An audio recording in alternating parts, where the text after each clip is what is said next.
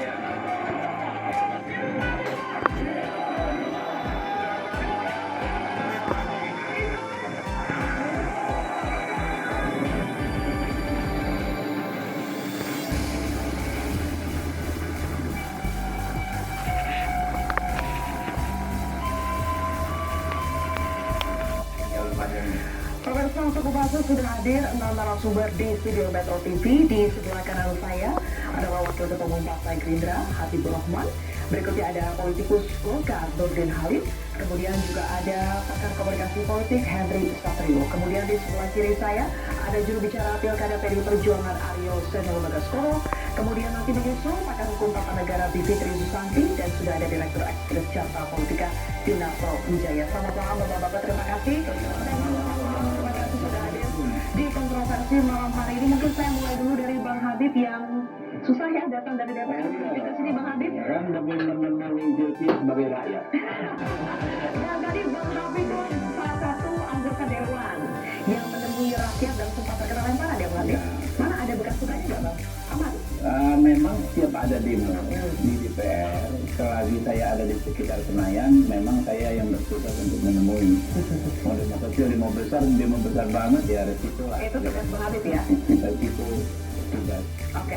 Dan hari ini Bang Habib, kami akan putarkan juga bagaimana pernyataan dari Sufmi Dasko Ahmad yang sudah mengumumkan bahwa revisi Undang-Undang Pilkada dibatalkan untuk hari ini dan setidaknya sampai pada saat pendaftaran pada tanggal 27 Agustus 2024. Kita simak pernyataan Sufmi Dasko Ahmad berikut ini.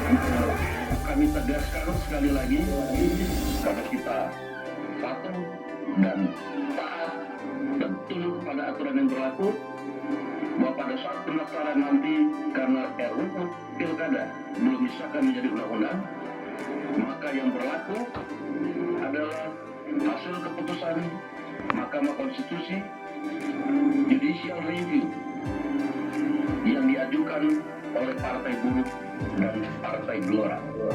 Oke, Bang Habib, jadi sudah fix ya sampai pendaftaran tanggal 27 Agustus setidaknya kita akan merujuk pada putusan MK yang terbaru. Ya. Pertanyaannya Bang Habib, kenapa berubah?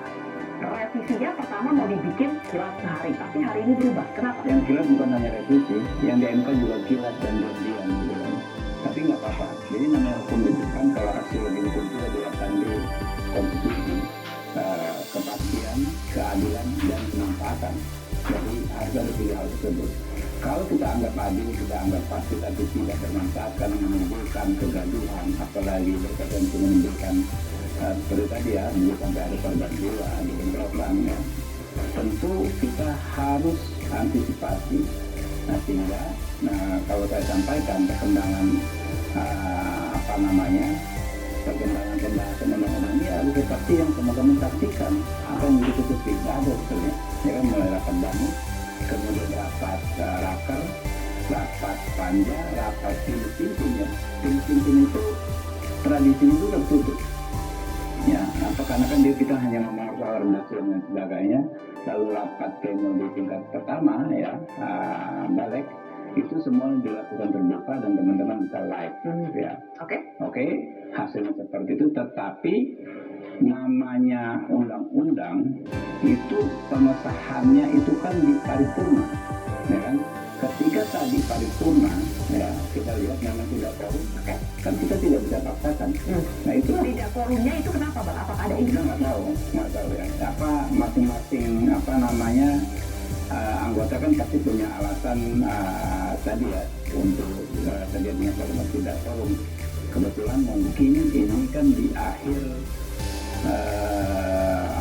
masa jabatan ya, sebagian besar ada yang didapil, ada yang mungkin sudah tidak beraktivitas lagi di DPR. Ada instruksi entah dari mana itu supaya tidak korum, memang sengaja dibuat tidak korum. Saya nggak tahu, kalau yang saya ketahui di Gerindra tidak ada. Ya. Baik, Pak Habib, sekarang kita sudah kedatangan juga salah satu narasumber kita, pakar hukum tata negara. Mbak Bibip, silakan bergabung. Terima kasih. Oke. Mbak Bibip, tampaknya susah juga mencari jalan ke sini ya. Iya, tadi saya juga dari DPR. Dari DPR juga. Oke. Baik, mulai lempar loh. Oke. Hari ini sebenarnya sudah bisa ketawa-tawa ya malam ini ya. Kemarin sepertinya agak resah, resah atau resah sekali, merasa darurat juga ikutan posting pentingnya posisi kita darurat. Mbak Bibi? Iya, resah sekali dan saya ikut posting itu betul. Karena bagi saya ini soalnya bukan sekedar pilkada, maksudnya bukan sekedar si A sampai maju atau si B harus maju, bahkan bukan sekedar pilkada. Tapi buat saya ini adalah bentuk bagaimana konstitusi sebenarnya sedang diacak-acak sebenarnya, karena seharusnya putusan Mahkamah Konstitusi itu diikuti, seharusnya langsung berlaku ya. Tapi oke lah, kalaupun mau membuat undang-undang harus sesuai dengan isi putusan itu. Nah kalau sekarang dibolak-balik seperti itu kan bagi kami itu adalah sebuah constitutional crisis, gitu, krisis konstitusi yang membuat kita apalagi yang memandu jalannya negara ini kalau bukan konstitusi. Jadi karena itulah menurut saya memang kondisi darurat supaya tinggal warga nih yang bertahan jadi penjaga konstitusi, karena nyatanya ada krisis konstitusi yang tengah berlangsung karena lembaga-lembaga negara justru tidak menghormati konstitusi. Oke. Dan hari ini apakah sudah bisa bernapas lega, Pak Gasa? Dari kemarin sih saya bernapas lega ya. Kan tadi Bang Habib juga bilang, Pak Habib juga bilang juga. Jadi saya juga memandangnya bukan tentang siapa bisa nyalon dan siapa nggak bisa nyalon gitu. Tapi kemudian MK seperti ingin mengembalikan nama baiknya pasca Pilpres lah gitu. Jadi pada saat diumumkan oleh MK, saya bernapas lega. Kemudian pada saat RUU Pilkada itu dicoba dibuat di balik, itu saya agak bernapas lega walaupun agak setengah-setengah. Tapi sekarang akhirnya bernapas lega. Benar begini ya. Ini belum ada, jangan lega dulu. Kalau itu kan kalau kita mengacu kepada waktu Pilpres kan jangan-jangan lagi tuh harus pakai PKPU. Jadi artinya saya coba hanya ingin melihat konsistensi dari para penyelenggara negara. Sebetulnya ada pertanyaan besar sih Mbak Zulkifli. Itu hanya ke Mbak Bibip. Ini kan ada gesekan antar lembaga negara. Cuma saya nggak ketemu kira-kira di konstitusi itu kalau ada lembaga negara bergesekan berbeda pendapat itu yang menengahinya itu siapa? Ini antara siapa dan siapa di lembaga negara? Kan DPR dengan MK itu sama-sama lembaga negara gitu. Dan mungkin ada Raja Jawa juga mungkin juga masuk di sana gitu. Yang tahu ketua umumnya dari Yang tahu ketua umum. Ya. Nah itu maksud saya siapa kira-kira gesekan telah terjadi antara lembaga negara menengahinya siapa? Supaya nanti ke depannya bila ada gesekan seperti ini lagi tidak berimbas kepada kepentingan kelompok tertentu, tapi memang langsung bisa ditangani oleh negara. Nah ini lembaga ini nggak ada. Dan menurut saya yang terjadi dengan Pilpres dan hari ini Pilkada itu tuh karena kosongnya peran lembaga negara yang bisa menengahi itu. Masing-masing DPR dan MK itu kan sama-sama seperti punya kuasa. Yang satu saya membuat undang-undang, yang satu lagi ya ini kan final binding gitu. Sementara yang bisa bilang gimana sih aslinya?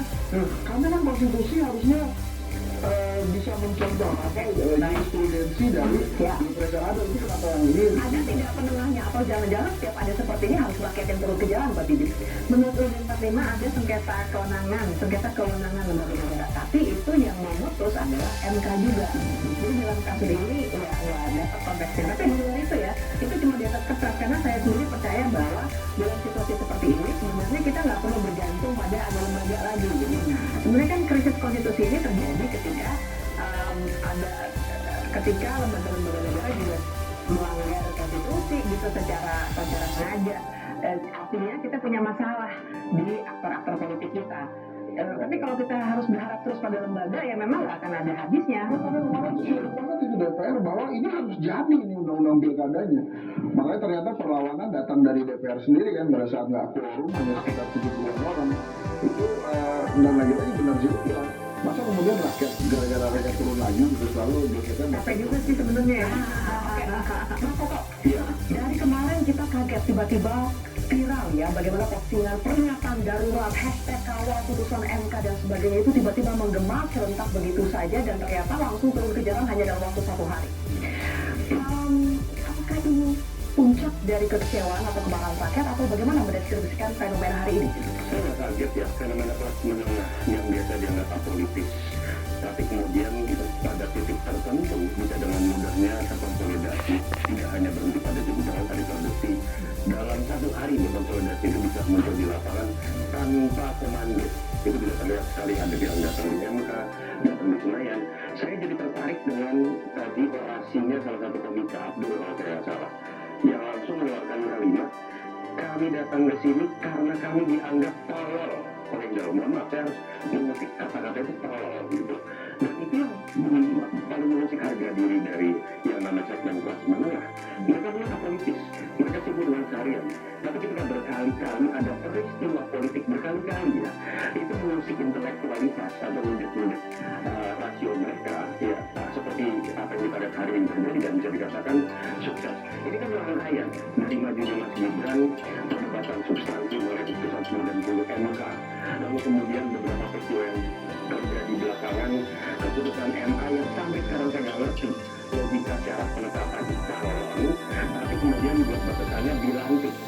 Itu aja udah nggak masuk logika tanpa saya harus mengerti hukum. Lalu kemudian terjadi bukan hanya dalam konteks aturan, dalam konteks partai Golkar sekarang masih banyak misteri yang kemudian dianggap berhasil menaikkan elektoralnya, tiba-tiba mengundurkan diri. Sampai sekarang kita nggak tahu situasinya. Yang terpilih orang yang tidak pernah jadi ketua DPP untuk partai kader seperti Golkar. Kehadiran muncul juga kemarin pada situasi MK yang dengan mudahnya ketika memutuskan sesuatu walaupun kontroversial secara substansi, siapapun yang menolak termasuk saya akhirnya harus menghormati secara formil bahwa ketika pilpres tetap harus berlaku sesuai dengan asas final dan milka tadi. Kok tiba-tiba ada perlakuan yang berbeda? Apakah kemudian memang negara ini harus diatur oleh selera kekuasaan, bahkan bisa mengubah sistem aturan dengan demikian mudah? Dan saya pikir puncaknya adalah apa yang kita lihat tadi dan ditambah sebuah situasi ketika ada hal yang sudah mengagetkan menyangkut Presiden Jokowi yang ketika Gibran orang kemudian bisa menggunakan justifikasi 58% mengamini keputusan yang kontroversial itu, kok tiba-tiba kayak remnya belum yang muncul juga harus dimajukan melalui sesuatu yang tidak kalah kontroversinya. Makanya kalau tadi saya lihat apa yang datang siapa yang datang di MK, jangan dibilang itu Jokowi haters. 90% yang datang adalah pendukung Jokowi yang pernah berharap dan kecewa karena ada rentetan peristiwa yang terjadi yang seakan-akan membuat masyarakat merasa ditolong-tolongkan dalam peristiwa politik ini. Oke, ada perbedaan treatment ketika DPR menanggapi putusan MK nomor 90 dengan putusan MK nomor 60 dan 70. Nanti kita akan bahas lebih jauh pemirsa, termasuk ketika muncul di Munas Golkar kemarin ada sebutan soal Raja Jawa dan juga tukang kayu. Sesaat lagi pemirsa.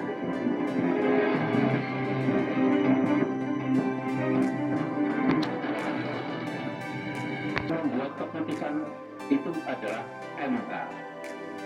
Itu adalah wilayah yudikatif. Dan yang saat ini juga sedang dilakukan di DPR itu adalah wilayah legislatif. Tapi tetap yang dibicarakan adalah si tukang kayu. Ada Raja Jawa dan tukang kayu di Munas Golkar kemarin, Bang Nurdin. Di mana itu penjelasannya, hubungannya apa antara keduanya? Jadi kalau mendaki judul itu ada hubungannya dengan itu sebenarnya. Bukan sekedar menolak, ya. Kita kembali ke judul kontroversi. Saya bilang ini, saya pribadi, Loh, judul kontroversi terinspirasi dari ketua umum Anda? bukan, tapi Raja Jawa sering kena barang ini. adalah keputusan MK dan reshuffle kabinet. Oke. Itu bisa jawab. Begini, persepsi sekarang ini ada keliru menurut saya. Seolah-olah ada pertentangan antara keputusan MK dengan rencana DPR melakukan revisi. Revisi yang dilakukan oleh DPR bukan berarti menolak keputusan MK. Jadi tidak ada perselisihan Pak Menteri, tidak ada perselisihan tidak terkait dengan revisi. Itu aja, saya setuju. Dan itu dipahami itu bukan tiba-tiba. Jadi ketika kemarin di tengah-tengah dinas, saya membaca bahwa akan ada revisi undang-undang, saya langsung tanya kepada wakil ketua Balik dari Partai Golkar. Ini kok tiba-tiba ada begini? Oh ini bukan tiba-tiba, dikirimkan langsung draftnya. Proses ini sudah panjang. Ini draft ini dari Januari. Dan sebelum Januari, sebelum lahir draft itu sebelumnya hanya sekarang kebetulan bertepatan keputusan MK yang namanya. Jadi bukan tiba-tiba juga dia.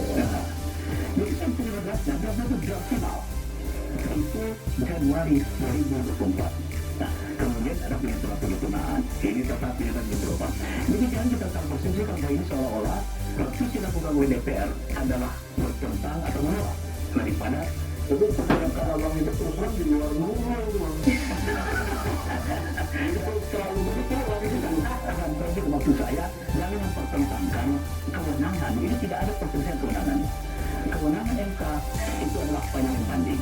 Tapi jangan kita salahkan itu ketika itu tidak membuat undang-undang. Itu adalah kewenangan yang harus kami kemudian itu adalah kita perlu juga mengkritisi MK. Ya, MK ini kadang-kadang juga aneh, tidak konsisten. Berkali-kali, bagi kita tahu itu, berkali-kali diuji ambang batas presiden threshold. Nggak pernah bisa diterima, dikembalikan bahwa itu adalah kewenangan DPR. Berkali-kali dilakukan uji materi tentang parliamentary service. Dan dari mana? Kenapa tiba-tiba ini diterima?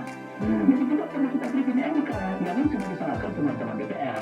Gimana materi bicara soal kewenangan? Kewenangan MK adalah kewenangan DPR, itu masing-masing punya kewenangan. Dan DPR tidak pernah mengatakan itu kita perlu MK, itu adalah konstruksi. Oke, MK juga inkonsisten, itu satu poin Bang Nurdin. Kemudian juga sebetulnya apa yang mau direvisi oleh DPR itu tidak bertentangan dengan putusan MK yang terbaru. Nah, itu yang dimunculkan ya teman-teman, revisi undang-undang pilkada itu poinnya sambil dimunculkan, Mbak Didi sambil jawab. Iya, jadi bertentangan atau tidak bertentangan kan bukan dilihat dari proses ya, tapi dari isinya kayak apa. Nah, kalau kita lihat isinya, kenapa nih cuma dua ini? Gitu misalnya ya.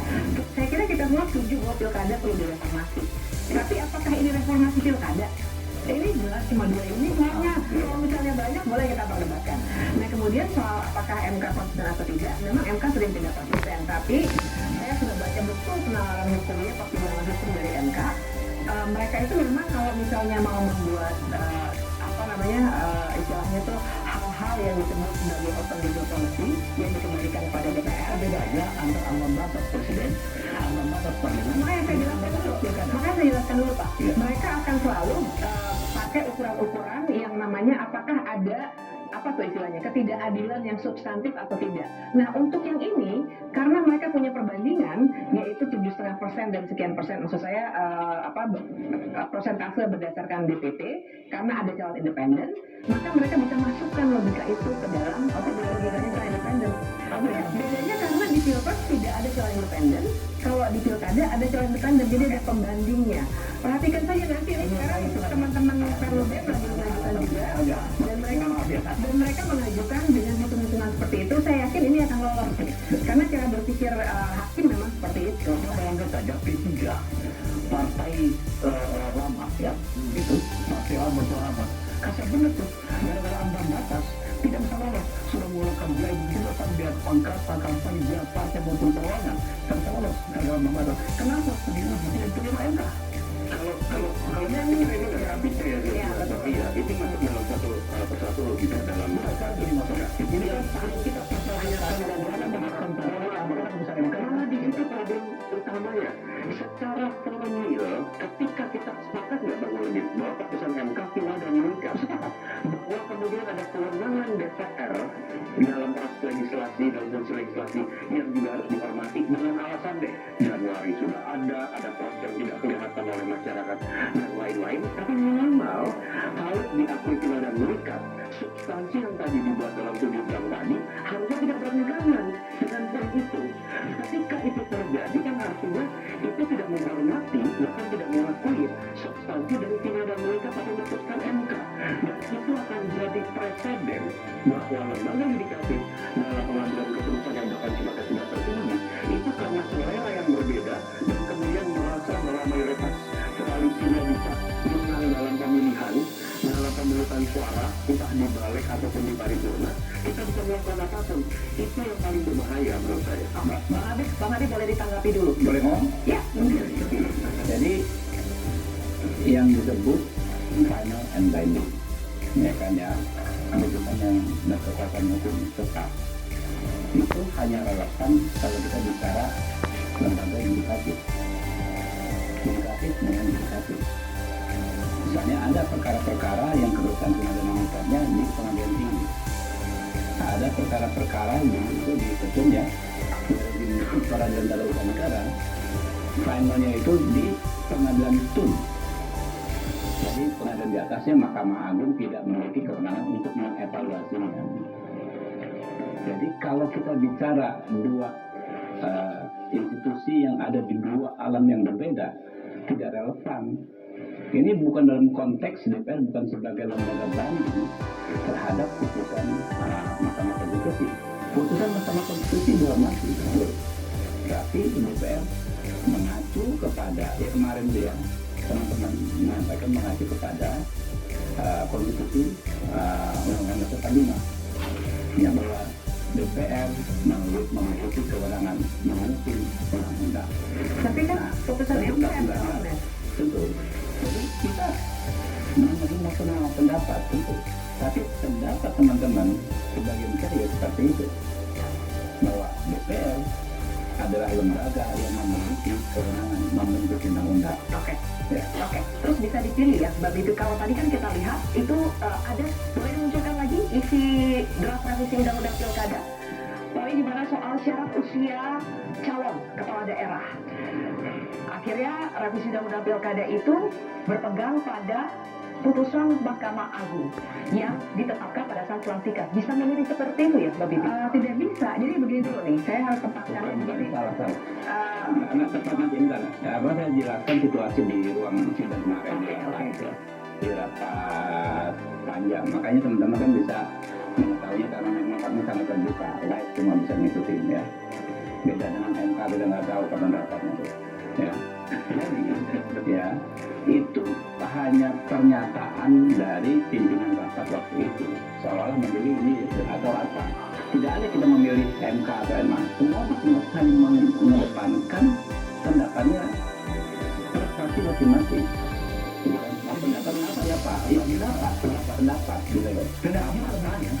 Akan membuat pasal yang bunyinya seperti ini. Apakah akan membuat pasal yang bunyinya seperti ini? Kurang lebih begitu kan? Itu ada yang menjadi rujukan ketika kita mengambil keputusan ya.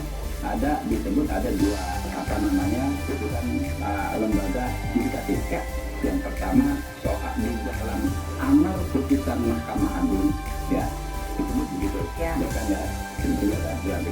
Yang kedua dalam pertimbangan putusan Mahkamah Konstitusi hanya itu benar diskusi kira-kira kita kawan-kawan ini mau yang seperti apa rumusan pasalnya ya rumusan yang mirip seperti MA atau MK itu kan hanya soal pendapat pendapat pendapat masing-masing dirumuskan lah yang sepakat akhirnya yang besar yang mana seperti ini pelantikan bukan penetapan ya yang mirip seperti MA disepakati oleh sebagian besar fraksi kemarin di balik di paripurna ya di balik di balik pembimbing langsung saja. Jadi saya mau tarik dulu nih ke soal apakah bisa benar DPR mengubah apa yang sudah diputus oleh MK.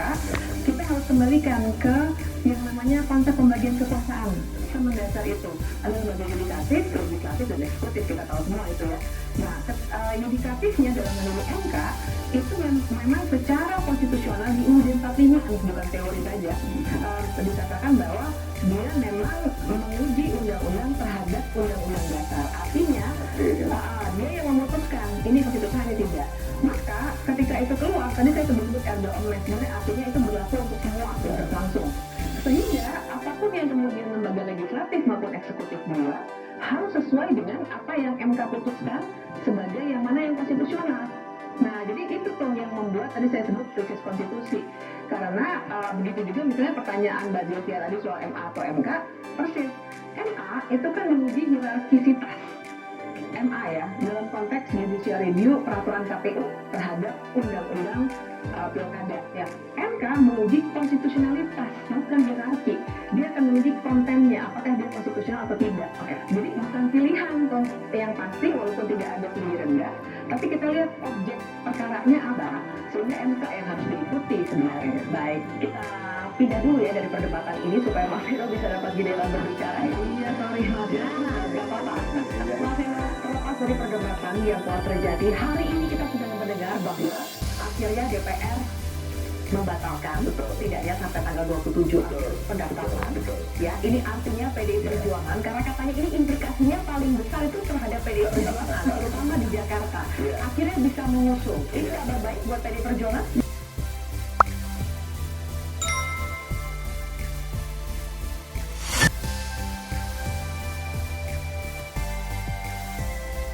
Ya, kabar baik buat semua orang yang merasa resah, dan semua orang itu kan tadi udah kelihatan di acara unjuk rasa yang begitu ramai, tidak hanya di Jakarta, ternyata itu Surabaya.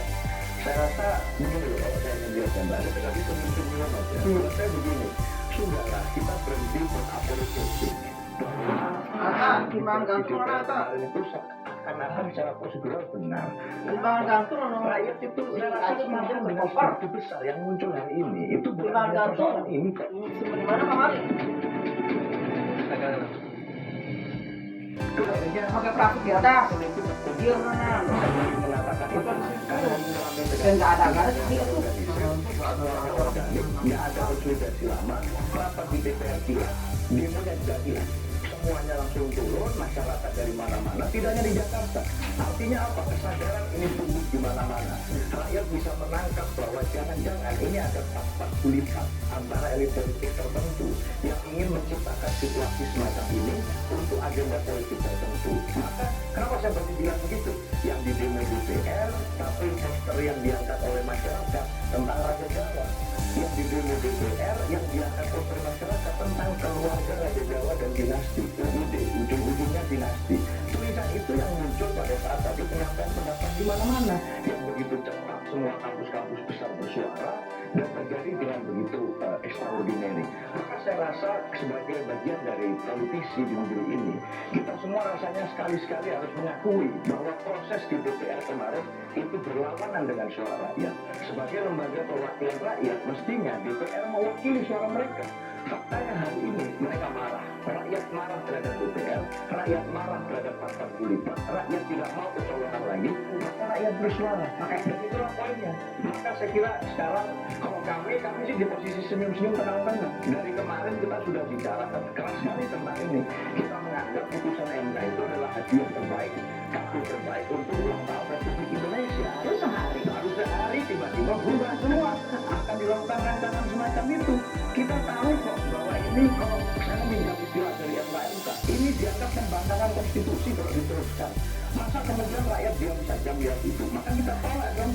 Kita di fraksi PDI Perjuangan di DPR menolak untuk dibawa ke paripurna. Maka hari ini sebaiknya kita bersimpati kepada teman-teman masyarakat yang turun ke DPR. Masih banyak kawan-kawan yang hari ini terluka. Saat kita ngobrol berdiskusi berdebat di sini, banyak sekali yang terluka. Kena gas air mata, kena sikat, kena pendang, kena apa.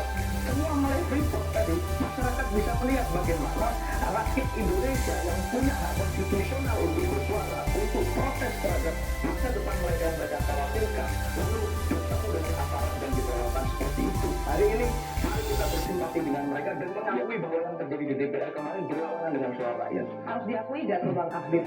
Kami di DPR ya menyerap aspirasi dari semua pihak. Ada pendapat A, ada pendapat B. Tapi pada akhirnya pengambilan keputusan itu bukan persoalan benar salah.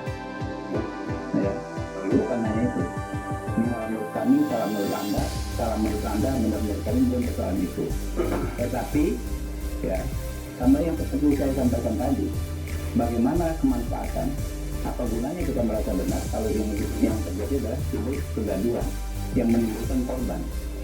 Nah itu yang menurut saya dengan bijak harus kita hindari. Ini agak beda ya Sylvia ya, sorry. Buat saya ini jadi pertanyaan, berarti Bang Habib saya anggap merasa tidak ada yang salah baik dalam proses yang terjadi kemarin ataupun substansi yang walaupun tidak sempat menjadi undang-undang. Ini buatnya jauh lebih penting. Kalau alasannya hanya kemanfaatan, takut ada kegaduhan, artinya DPR nanti akan bekerja didasarkan pada tes kepada reaksi publik. Kasihan, yang disebut Seno tadi akan muncul korban dulu, baru kemudian sesuatu yang tetap DPR anggap benar, tapi DPR harus ngalah. Kira-kira bahasanya seperti itu.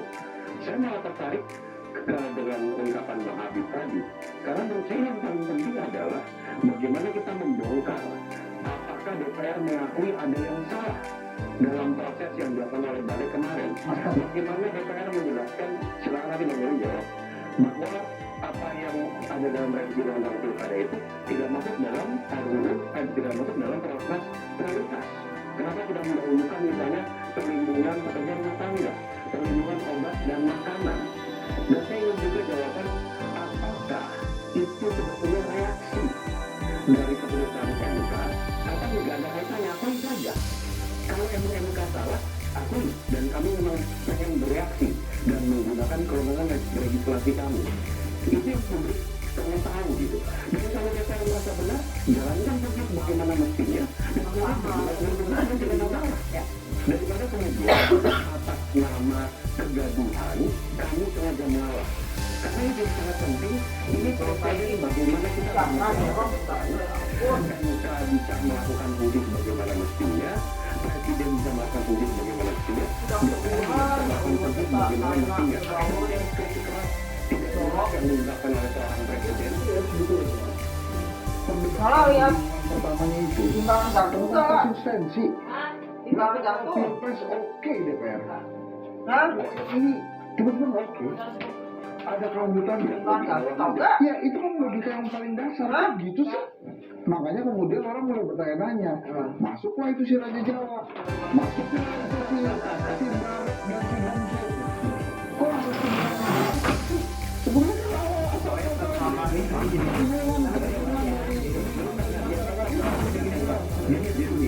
konsistensi ya. Semua lembaga negara ini pakar hukum disampaikan konsisten juga. Kita bisa konsentrasi orang secara pribadi maupun sebagai wakil ketua sudah yang lain ya sekarang nggak lagi yang itu ambang batas tertentu itu nggak perlu, ambang batas tertentu itu nggak perlu.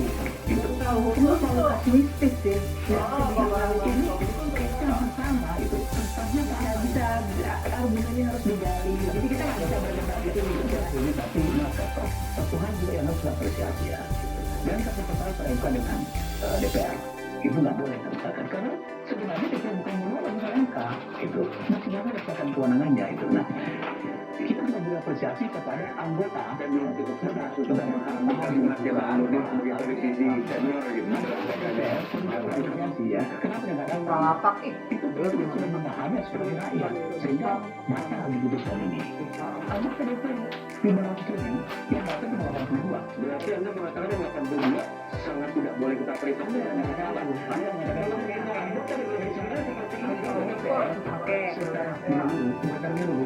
Dominan itu tidak datang berarti dia menyerap aspirasi rakyat. Oke, kita mendengarkan soal ini ya, Bang Habib. Menurut Mas Toto, udah tahu? Oke, udah. Itulah memang situasinya, faktanya seperti itu. Saya jujur, DPR itu kan menghadapi 75 orang. Habibur Rahman nggak bisa mengatakan DPR secara keseluruhan. Tapi ya kita lihat bisnisnya ya. Kawan-kawan mengikuti dinamika ketika terjadi peristiwa seperti itu memang betul kan tidak mengumumkan. Kalau saya tidak mengumumkan. Jadi ini relevan dengan soal apa namanya PKPU yang besok akan dibahas ya. Sudah tahu hasilnya kok, pasti PKPU akan relevan dengan apa yang disampaikan Pak Sumidato, apa yang disampaikan dengan konteks tadi, mengikuti keputusan Mahkamah Konstitusi. Karena yang terbaik seperti itu. Apakah menurut saya benar atau salah? Saya mempertanggungjawabkan semua tindakan saya dari konstituen saya.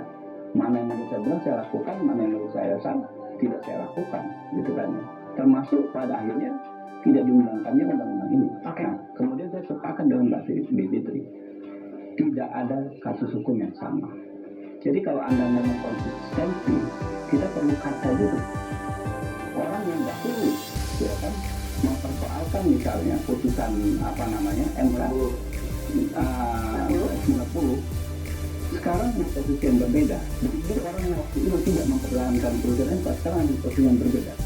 Susah juga kita, gitu loh. Tapi yang paling penting adalah benar, tidak ada kasus hukum yang sama. Makanya di dalam kita berhukum, kita itu paling terlarang itu menganalogikan. Ini sama gini harus dibilang, pertimbangannya masing-masing detail beda, petitum beda, petitum kan beda, ya kan?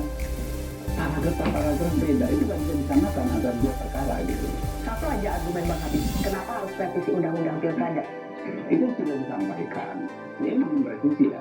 Pada akhirnya kan tidak revisi ya.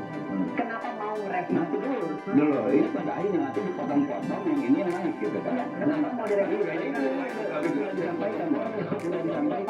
Sudah disampaikan ya bahwa ini proses yang sudah berlangsung lama. Jadi tidak revisi Ya, sekali melakukan. nanti dulu. Oke, itu tapi kalau nanti dulu kan Makanya itu mau ngomong, ya, karena reaktif tidak reaktif, respon atau bukan respon, silakan dinilai. Tapi kan memang ada dinamika di Mahkamah Konstitusi, kan ya, dinamika, ada putusan dan lain sebagainya. Ketika kawan-kawan membuat putusan, apakah ini reaktif atau respon, ya silakan saja dinilai. Tapi masa penilaian masyarakat kan tentang konsistensi itu kenapa pada saat 90 semuanya oke. Yang mana ya gini, sensat, foto. Jadi begitu hal ini yang terjadi, ngomel juga. Ya, kembalikannya Pak. Ngomel juga. Kembalikannya, waktu 90, ya kan ya, ada menentang, tapi ketika di perkara 60, kadang tidak menentang. Itu bukan Bukan Anda, bukan ada orang-orang yang seperti itu. Makanya, binding itu. makanya sudah saya sampaikan dalam lagi itu di lembaga judikatif, Pak. Sama judikatif relevan juga. Berarti ya, menjadi sangat penting buat saya yang paling mendasar yang Mbak Bibit juga tadi katakan dari awal adalah secara substantif kita bisa berdebat perbedaan itu. Tapi secara formil menurut saya sangat mendasar tafsir mengenai legal and binding tadi. Dalam ini saja, dalam konteks ini saja ya Bang Habib ya. Makanya saya tanya menurut Bang Habib yang terdulu, saya belum selesai. Pertanyaannya menurut Bang Habib, apakah menurut Bang Habib memang sudah tepat andai kata ada sebuah revisi undang-undang yang kalau jadi isinya berbeda dengan putusan MK yang kemarin keluar. Ini jadi sangat penting karena tafsir dari kepresidenan itu juga seperti itu. Oke, tidak boleh. Jadi tadi ada kalimat dari Dan menangkap. nanti dulu jangan baca otak saya dong, lebih tahu dari saya sendiri gitu kan, bahwa kemudian kalau undang-undangnya jadi kami akan mengikuti DPR. Kalau itu yang memang akan dilakukan, artinya memang ada tafsir DPR dan presiden yang sama dan berbeda dengan yang saya pahami dari para pakar tata negara termasuk Mbak Bibit selama ini jelaskan. Itu menurut saya menjadi sangat mendasar untuk diteruskan sehingga kemudian kita ke depan bisa menghindari apa yang disebut dengan constitutional crisis yang itu sangat mendasar. Soal konsistensi bahkan menarik. Ya, MK dalam putusan kemarin itu mempersoalkan ini sebelumnya ini normanya sudah dibatalkan oleh putusan Mahkamah Konstitusi. Ya, undang-undang pilpres ini muncul undang-undang pilkada ini norma ini di yang undang-undang 2014 pernah ada lalu dibatalkan lalu hidup lagi. Ya. Ada beberapa perkara terkait undang-undang pilkada itu nggak disuruh di dalam Mahkamah Konstitusi. Baru di sini di perkara yang untuk mencuri ini. Apakah sebelumnya Mahkamah Konstitusi tidak konsisten? Berarti reaktif ya? Nanti Yang kedua, jangankan dibanding-bandingkan dengan produk legislasi. Antar putusan Mahkamah Konstitusi dengan objek yang sama sering sekali terjadi perubahan kok. Kalau kita bicara konsisten nggak konsisten, undang-undang yang sama diuji beberapa kali, begitu yang undang-undang KPK nggak boleh, baik beda kok. Pembenaran ada katanya apa ini constitution jaraknya cuma berapa bulan, gitu kan? Jadi yang hebat-hebat kali juga bahwa hakim MK dengan orangnya itu bos, gitu kan? Pengennya kita bagus, ya dan tetapi prakteknya yang hebat-hebat itu udah Bisa dilalat ya, apa putusan MK kemarin itu bisa dilalat ya? bukan dilarang, Dan mereka itu ini kan bertemu di objek, ya. Dua lembaga yang memiliki kewenangan, ya kan ya, yang berbeda, dua alam yang berbeda, legislatif dan yudikatif, bertemu di objek adalah undang-undang, ya kan, undang-undang tentang pilkada. Ketika Mahkamah Konstitusi menjalankan tugasnya, kita tidak bisa, ya kan ya, intervensi, kita tidak bisa batalkan. Baik, ketika DPR menjalankan tugasnya, Mahkamah Konstitusi, ya kan ya, ya harus menghormat itu sebagai kewenangan membentuk undang-undang. Tapi Mahkamah Konstitusi punya kewenangan juga. Kalau uji material punya kewenangan. Cara kita mempraktekkan hak masing-masing lembaga ini. Anda membatalkan paripurna karena kegaduhan. Apalagi kegaduhan saja kan? Jadi kita akan melihat Kegaduhan. baru kemudian Kita melihat manfaat yang lebih baik ya buat kita bangsa ini ya untuk tidak meneruskan pengesahan rancangan undang-undang dalam konteks hari ini hanya karena gaduhan berarti mas. macam-macam supaya menimbulkan kemanfaatan satu kemanfaatan. Ketua umum nggak sih? Apa? Ketua umum tuh melakukan tekanan-tekanan nggak kepada anggota dewan supaya tidak melakukan Lanjut. lanjut. Bang Andri itu nggak ada. Kamu datang Itu memang tadi yang saya tanya atau hambatan yang dialami oleh para ketua dewan. Golkar kalau saya dari tiba-tiba orang. Kenapa cuma dari mereka punya yang pasti tidak bisa. Yang tidak hadir kenapa tuh Bang kira-kira? Tidak ada instruksi tidak datang dan tidak ada instruksi untuk memboikot, tidak ada sama sekali. Tidak ada instruksi untuk memboikot juga nggak ada. Oke, biar maju perdebatan kita ya. Biar maju perdebatan kita. Mungkin kita langsung ambil aja contoh case ya langsung. Banyak yang mengatakan bahwa salah satu implikasi terbesar dari putusan MK itu adalah tidak bisa majunya Kaisang sebagai cagup maupun cawagup. Apakah itu motif politik dibalik DPR yang secara dianggap secara kilap oleh masyarakat merevisi undang-undang pilkada, mengubah ambang batasnya atau mengubah narasinya dari MK mengatakan pasca telah dihitung berdasarkan penetapan, sementara dari DPR ingin merevisi undang-undang pilkada menjadi tetap pada saat pelantikan dihitung usia 30. Apakah ada motif politik dari Kaisang, Bang Habib? Sekarang kacamatanya kacamata partai nih, Bang Habib. Gimana tadi? Apakah revisi undang-undang pilkada motifnya itu adalah supaya Kaisang tetap bisa maju sebagai cagup atau cawagup? Undang-undang itu kan RDA Omnibus ya. RDA Omnibus mengikat untuk semua. Jadi tentu tidak ada motif untuk orang per orang. Kebetulan saja Kebetulan aja ya. Kaisang jadi bisa. Oke. Kalimatnya selalu seperti itu. Mas Eno, tidak ada motif untuk orang per orang. Tidak ada demi Kaisang. Tapi itu kalau saya pasangan yang berbeda, artinya kan yang mendapat Tapi bisa bilang rakyat yang mana ini? yang tadi itu lempar-lemparan di DPR. Artinya rakyat menangkap bahwa ada something wrong, bahwa yang mendapat manfaat dari undang-undang tersebut jika memang disahkan adalah orang-orang tertentu, dan itu tidak semua orang bisa merasakan itu. Selama ini dikatakan, oh ini artinya membuka ruang lebih luas bagi anak-anak muda untuk bisa maju. Anak muda yang mana? Itu aturan tidak mengatur threshold usia kok, tetap 30 tahun. Cuma masalah pendaftaran dan pendaftaran beda bulan. Jadi nggak ada itu nggak.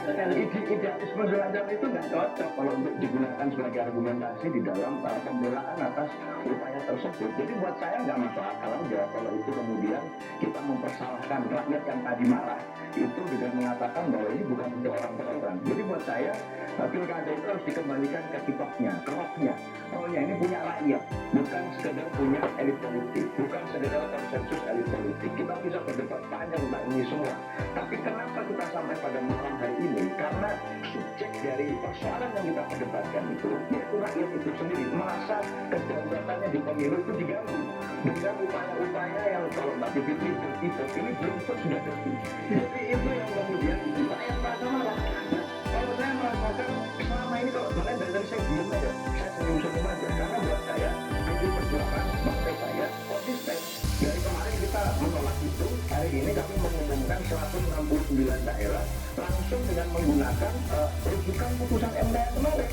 Jadi kami taat konstitusi, mau KPU melakukan PKPU atau belum, kami sudah keluarkan itu. Jadi buat kami yang betul adalah kita ikut dengan aturan mainnya, rule of the game, karena rule of the game itu yang membuat rakyat bisa memutuskan dia akan progres atau tidak, dia akan membangkang atau tidak, dia akan marah atau tidak. Kalau kita juga sepakat pada rule of the game, dan itu sudah jelas rule of the game. Kalau dari saya begitu. Kemarin dalam rencana revisi undang-undang pilkada itu salah satu poinnya adalah ambang batas yang 7,5% untuk Jakarta itu hanya berlaku untuk partai non-parlemen. Kalau partai parlemen seperti PDI Perjuangan tetap selesai. Ditanggapi nanti usai jeda pemirsa, kontroversi kembali sesaat lagi.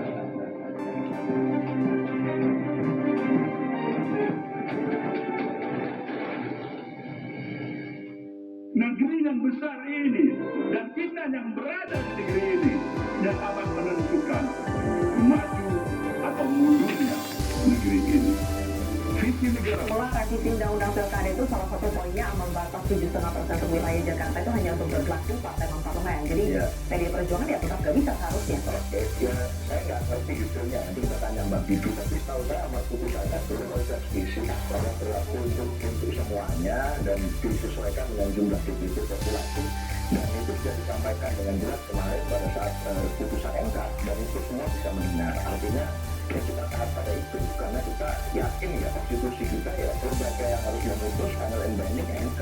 Kalau dibilang kita ada ketidaksepakatan dengan MK misalnya pada saat putusan 90, tapi saya rasa sejauh yang kita tahu tidak ada upaya untuk menjegal itu. Artinya saat itu sudah diputus ya sudah kita sepakati ikuti. Dengan tidak suka ketika tidak suka kita ikuti tanpa ada upaya untuk melakukan banding lah, melakukan bikin aturan tandingan atau apa dengan situasi PDI Perjuangan. Kami masih partai pemenang pemilu legislatif loh kemarin, tapi kami tidak melakukan itu. Artinya kita menghargai dan mengerti betul paham tentang peran MK di dalam negara kita. Jadi sama dengan ini kami sepakat bahwa ini final and binding dan itu buat kami tidak hanya kami yang diuntungkan dengan putusan MK.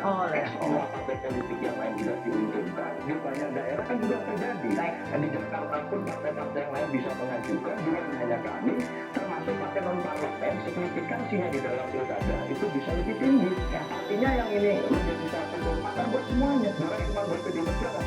Seakan-akan hari ini kami aja yang merasa diuntungkan dengan situasi ini. Padahal kalau mau misalnya di Jakarta, PKS bisa ngajukan sendiri, Golkar bisa ngajukan sendiri, Gerindra bisa sendiri.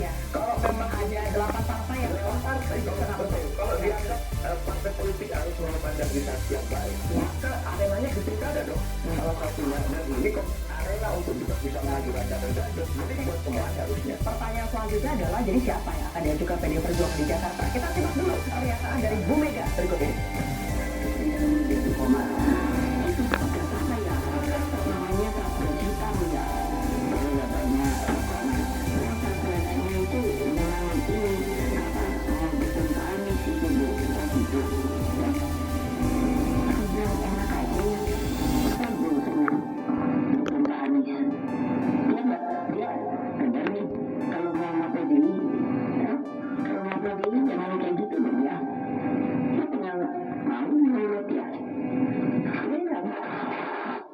Sudah mulai banyak suara-suara yang mendukung agar PDI Perjuangan mengusung Anies sebagai bentuk dalam tanda kutip perlawanan terhadap pasangan yang sudah ada saat ini diusung oleh 12 parpol yaitu RK Suswono. Tapi Mas Toto, per hari ini kita dengar Bu Mega ngomong seperti itu. Jadi apakah artinya meskipun PDI Perjuangan punya tiket, tapi tiket itu bukan buat Anies? Ya, Bu Mega, tadi saya sempat bercanda dengan Mbak Bibi. Bu Mega ini kelebihannya sering juga jadi kelemahannya. Prinsip yang sangat kuat itu kadang-kala malah tidak berbuah elektoral. Kalau bicara mengenai pengambilan keputusan. Artinya kalau memang kita lihat melihat bagaimana sepak terjang Anies yang berhadapan dengan calonnya PDI di 2017, isu yang ramai adalah isu SARA, concern Ibu Mega kita tahu adalah terkait isu SARA salah satunya. Menurut saya tidak mengagetkan kalau kemudian hitung-hitungan elektoral bahwa dengan Anies PDI pasti menang dan bisa jadi simbol perlawanan terhadap Jokowi, kan hitung-hitungan seperti itu belum tentu masuk di logikanya Ibu Mega. Dan orang ini siap kalah, dia sudah terbiasa untuk kalah, sehingga kemudian menurut saya tidak mengagetkan kalau ada keputusannya belum tentu seperti yang kita perkirakan. Tapi balik lagi jawaban Vero tadi, logika mengenai ketololan istilah Abdul logika tadi ya, ini menarik. Kenapa sih isu ini, tema ini ditanyakannya seakan-akan hanya ke PDI Perjuangan? PDI Perjuangan itu masih ada beberapa daerah yang 20% lebih, kabupaten kota dan level gubernur, contoh Sumut, Kalimantan Tengah, lagi Bali, Jawa Tengah. Yang harusnya dipenuhi itu namanya Bang Nurdin. Yang harusnya lebih senang itu namanya Gerindra. Yang harusnya lebih senang itu yang namanya Nasdem. Harusnya PAN. Tapi kalau tadi benar kata Bang Habib terbuka itu balik. Saya melihat pada nggak belain tuh, ya, tidak membela yang harusnya menjadi keuntungan buat dirinya. Artinya apa? Ada yang aneh di situ. Ada yang seakan-akan menunjukkan bahwa partai ini nggak berdaulat terhadap dirinya sendiri ketika menghadapi pilkada. Logika saja lah apa yang terjadi pada dipilihnya seorang Deddy Mulyadi oleh Golkar, mantan Golkar. Biasanya dia tak berianak loh, berpindah ke partai lain. Surveinya kalah jauh dengan kader Golkar lain. Lalu seakan-akan dengan sukacita memajukan sosok yang dianggap lari dari partainya dan tentunya lebih rendah. Yang itu kemudian jadi nyambung dengan sikap Golkar, misalnya dibalik, kenapa malah jadi nggak senang, kenapa malah kemudian seakan-akan menolak putusan MK yang harusnya menguntungkan dirinya. Itu yang menurut saya itu yang harus dibuka. Ada kesalahan mendasar apa sih? Ada relasi politik yang tidak ada seperti apa sih yang menyebabkan kekisruhan seperti itu? Partai dianggap tidak berdaulat. Ini Mas Toto, yang saya perlu luruskan bahwa Partai Golkar maupun anggota DPR yang ada di balik itu bukan menolak putusan MK. Itu yang saya maksud tadi. Dari situ nanti kita tidak pernah menolak, kita paham, semua orang paham. Menurut Bang Budin menguntungkan nggak keputusan MK buat Golkar? Saya mengatakan bahwa banyak usulan Partai Golkar yang sekarang itu berseliweran di mana-mana. Tadi ada beberapa ketua DPD Golkar mau datang di kantor saya dari Papua, dari Sumatera, dari NTB, datang. Itu betul-betul yang sekarang ini tidak mendapatkan rekomendasi dari Partai Golkar karena tidak cukup, Sehingga itu belum cukup. Putusan MK artinya apa? Menguntungkan. oke. Menguntungkan termasuk saya pribadi.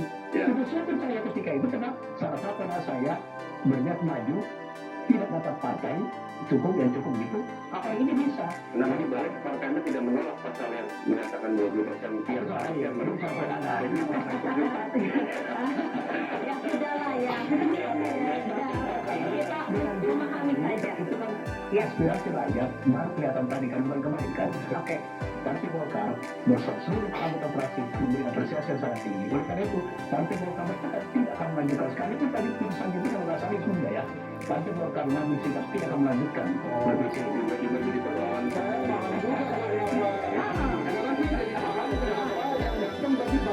Tidak. Ya, dari Golkar. Karena ternyata lebih banyak yang memahami bahwa politik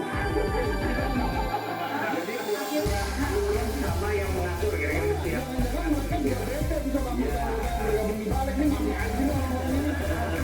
Jadi pada terpaksa kan kemarin, Bang Nurdin? Bukan soal terpaksa fakta. Ini putusan hukum. Ini bukan pilihan berbagi. Harusnya kita juga harus tadi. Kalau nanti seharusnya DPR itu ikuti keputusan yang banyak tadi. Sebenarnya itu tidak substansi. Saya bicara kita tidak mempertentangkan kewenangan dari lembaga. Oke, Mas Hasan. Masih ada berapa hari nih? Sebelum tanggal 27 ya, 5 hari. Waktu minggu nggak dihitung mas. Masih bakal ada posis nggak? Apakah kita sudah boleh bernapas lega? Harus tetap kawal. Jangan lengah. kalau menurut saya dengan semua yang tadi kita saksikan, Bang Dasko bicara, KPU bicara, itu kalau ada plot twist lagi, mungkin saya sama Toto juga bersama-sama komika tuh ngomong yang tadi bahasanya ambil kita di tolol-tolol gitu. Kalau sampai itu terjadi ya, udah lewat kali ya. Menurut saya tuh nggak bisa kita komentar lagi di kontroversi karena udah nggak ada lagi yang kontroversinya. Semua jadi satu suara. Ada kontroversi kok. Jadi program banget atau mau diwakilkan lagi. Nah, ini kan sudah tidak mungkin dilanjutkan gitu. Dari sisi ini bahwa dia lebih tahu ya. Dari sisi waktu proseduralnya mungkin. Jadi paripurna, hari paripurna itu Selasa dan Kamis. Nah, jadi kayak gitu ya, ya. Sampai yang sampaikan Ini kan tidak mungkin itu. Nah, Saya kalau semuanya merasa nggak lebih banyak anggota dewannya dilakukan dengan adanya keputusan MK ini, makanya tadi pagi sedikit datang. Ini menurut saya sih nggak mungkin ada plot twist lagi kecuali ada yang nekat. Oke. Dan kenekatan itu cuma bisa terjadi bila kekuasaannya absolut di satu orang. Adalah yang tadi disebutkan juga oleh Bu Mega ya, Oke. dipertanyakan itu. Kita sudah mau selesai. Sebenarnya ada mungkin nggak tahu ini plot twist atau enggak. Tapi jangan lupa kita berbicara 2 putusan MK. Nah, pertanyaannya adalah apakah KPU akan melaksanakan dua-duanya betul-betul secara konsisten? Yang saya dengar, ya nomor 1 itu bisa diperdebatkan ya, putusan 60 menurut saya. Ya, ambang batas, itu tidak bisa diperdebatkan. Jelas sekali amar putusannya. Tapi putusan yang kita sebut putusan 70 ya, saya kalau nyebut nama putusan KMK nanti disalahin lagi ya. Putusan yang nomor 7 dong. Itu sebenarnya kan amar putusannya adalah menolak. Cuma di pertimbangan hukumnya dia bilang harusnya ini sudah cipta walawelo karena kita ya ini udah berbeda banget, jadi jangan diputuskan berbeda. Dugaan saya adalah seperti harapan banyak partai mungkin putusan 60 akan dilaksanakan secara konsisten oleh KPU, tapi saya masih punya tanda tanya besar pada putusan 70. Bang lebih tinggi, bukan 60 atau 70. Oh nggak ada di antara 2 putusan nggak ada. Tidak ada. Apa Bu Mega tadi saya tambah sedikit ya. Ya, jadi itu bukan menutup peluang Mas Anies sepenuhnya. Seperti tanggal lainnya. Mereka kan bisa bahwa kalau mau bersama PDI Perjuangan bisa nurut nggak? Nurut itu artinya apa? Nurut nggak sama ideologi partai? Nurut nggak sama platformnya? Datang ngobrol bisa nggak? Jangan dipaksa kalau partai kami tidak datangkan orang untuk memaksa mendukung segala macam. Kalau cocok platformnya, why not? Jadi itu masih terbuka tunggu tanggal mainnya. Tunggu, ada tunggu tanggal mainnya, ada tunggu juga, ada support lagi nggak ya? Kita tunggu ya. Terima kasih sudah hadir di kontroversi Bapak-Bapak, Mbak Bibi. Kita sampaikan lagi sekali kepada yang terhormat, wakil rakyat dan pemerintah. Jangan biarkan negeri ini hancur hanya karena rakus kekuasaan. Jangan matikan hati nurani dan ingat, tuanmu adalah rakyat. Kontroversi selesai. Sampai di sini, saya Zilka Iskandar pamit undur diri. Sampai jumpa.